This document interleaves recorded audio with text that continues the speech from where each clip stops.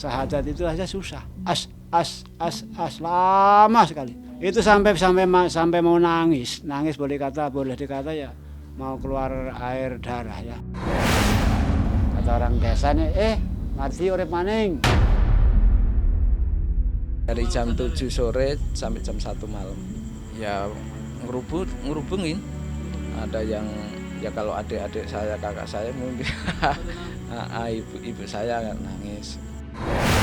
Saya nggak pernah nggak ngerasain aja jasad, nggak los gitu. Di atas juga kayak langit, cuman bersih, nggak ada, pokoknya terang aja. Kalau di darat itu hijau.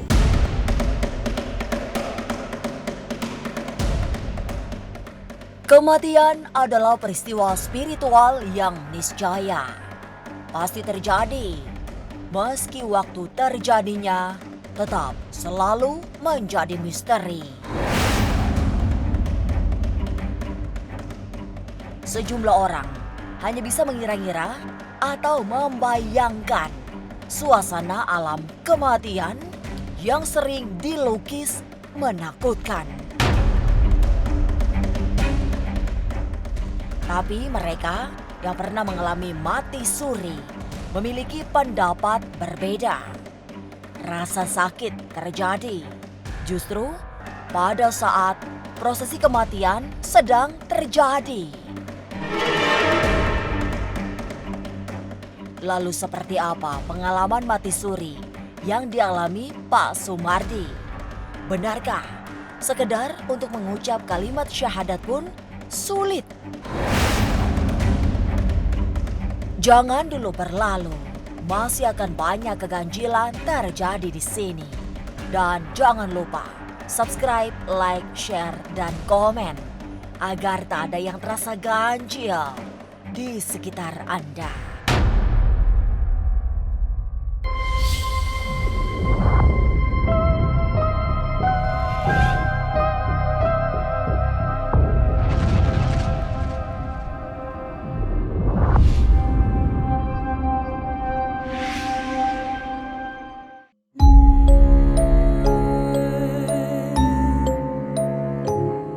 Peristiwa yang sangat menakjubkan dialami Pak Sumardi di masa lampau.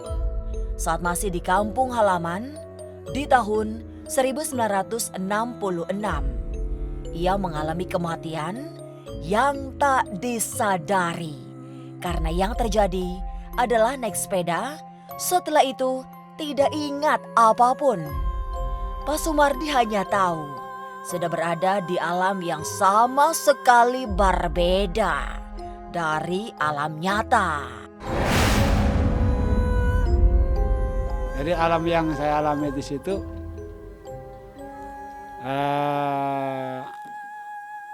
sekian lama sampai saya di mana ini ya, gitu kan bingung tuh. Iya, ya kayak seperti merem-merem aja tuh. Seperti orang merem, sekian lama perjalanan, sekian lama itu ceritanya ada suara tanpa wujud. Kata suara itu, kamu pekerjaannya apa sih? Kamu pekerjaannya lagi itu apa sih?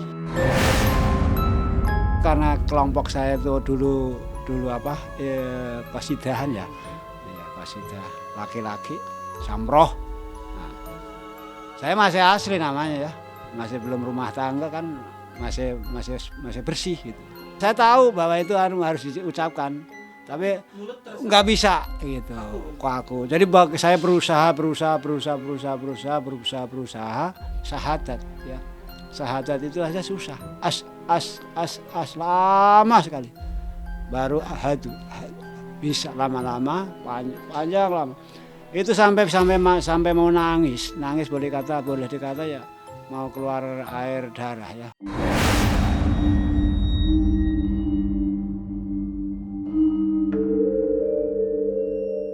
Berada dalam situasi tidak menentu, Pak Mardi seperti kesulitan menjawab pertanyaan yang sesungguhnya sederhana. Ia juga berniat mengucapkan kalimat syahadat, tapi kesulitan. Saat itu, yang bisa dilakukan sekedar membuka mulut dengan mengeluarkan suara yang tidak lengkap.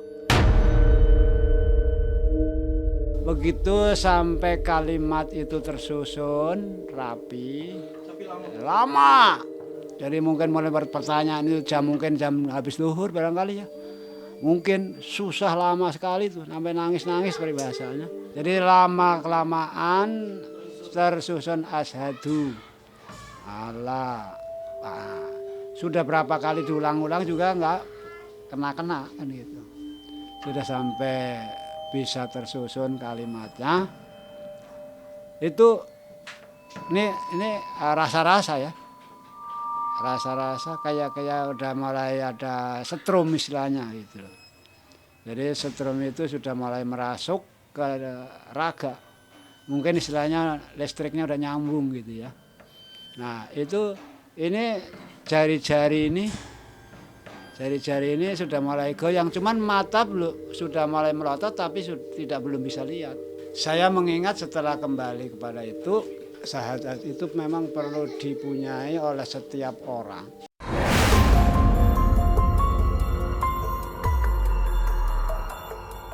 Sangat lama rasanya Pak Sumardi merasakan itu. Hanya untuk membentuk kalimat yang sempurna membutuhkan waktu berjam-jam. Tapi setelah itu kemampuannya mengucap kalimat syahadat muncul. Sehingga secara perlahan organ tubuhnya mulai berfungsi, terutama jari jemari yang akhirnya berhasil menyibak kain yang menutupi jasadnya. Jadi ini kayaknya buka apa ya? Buka kain. Orang desa paling baru lurupin kain aja. Belum dimandiin, belum ada apa, belum mandiin, belum. Kita goyang-goyang kan ini terbuka nih muka. Jadi karena begitu kita tarik-tarik gitu kan. Kakinya juga begitu. Rupa-rupanya sudah ada sambungan. Udah buka begitu, kira-kira udah maghrib. Kata orang yang tahu, kata orang desanya, Mardi urip maning.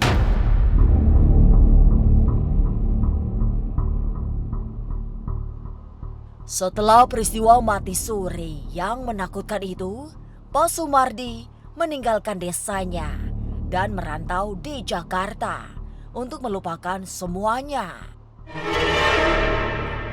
Lalu bagaimana dengan kisah Pak Soeharto yang juga mengalami perjalanan spiritual ke alam kematian? Benarkah tubuhnya sakit semua, seperti diinjak sebentuk kaki sangat besar?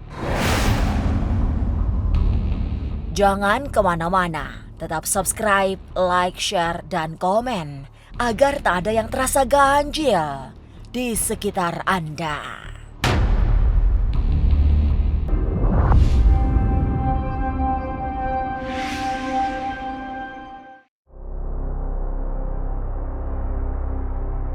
Perjalanan ke alam kematian dimulai oleh Soeharto saat remaja, ketika mengalami sakit tipes yang tak kunjung sembuh.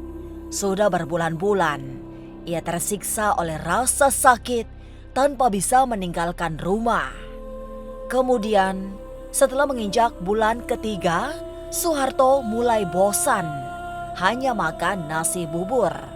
Itu yang membuatnya lupa segalanya saat tergiur makan sayur batang pisang.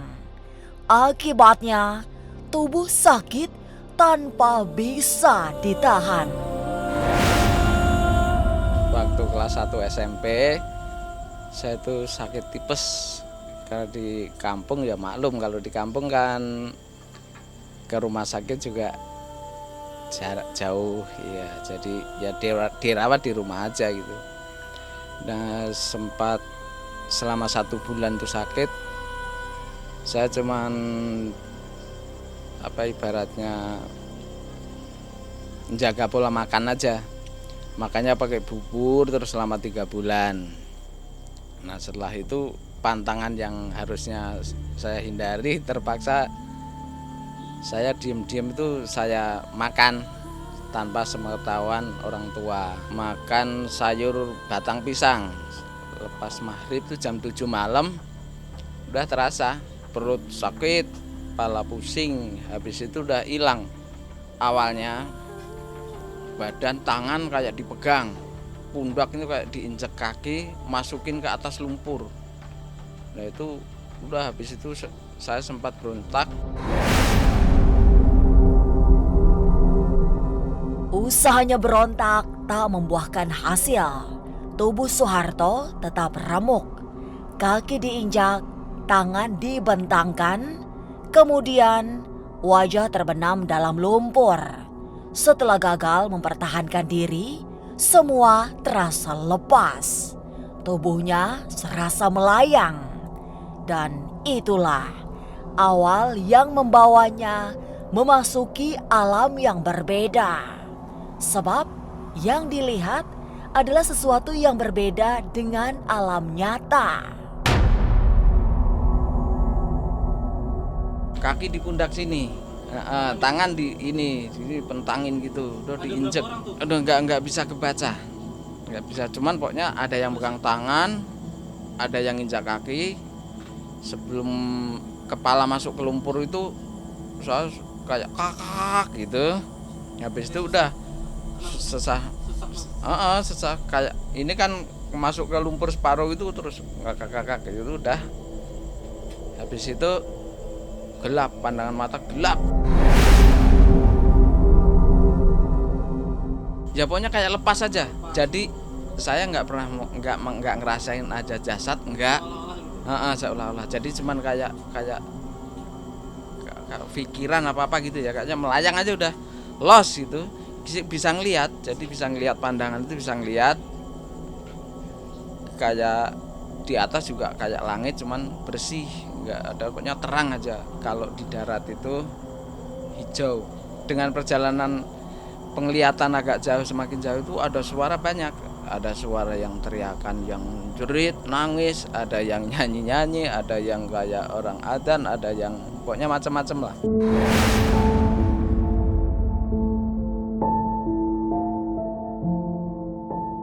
Di dunia yang serba tidak sama dengan dunia nyata itu, Pak Harto mendengar berbagai suara yang bercampur aduk.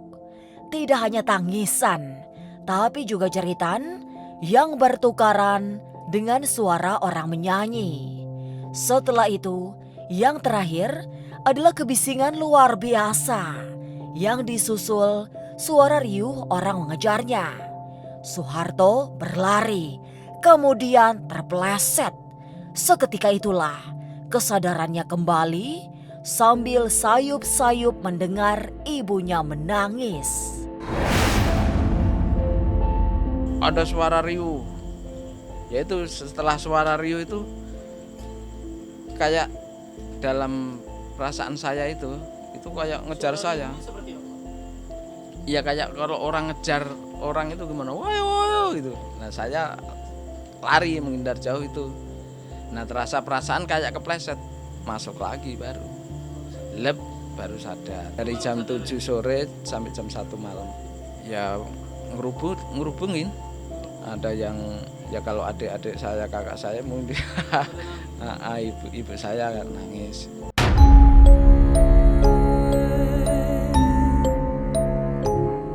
Kematian memang pasti datang, tidak tahu kapan, tapi mustahil dihindarkan.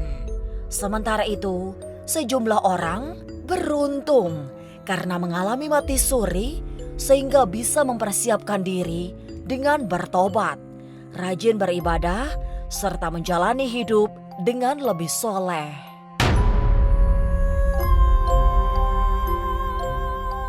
Sampai jumpa pada episode selanjutnya dengan kisah-kisah ganjil setiap hari Senin, Kamis, dan Jumat pukul 5 sore.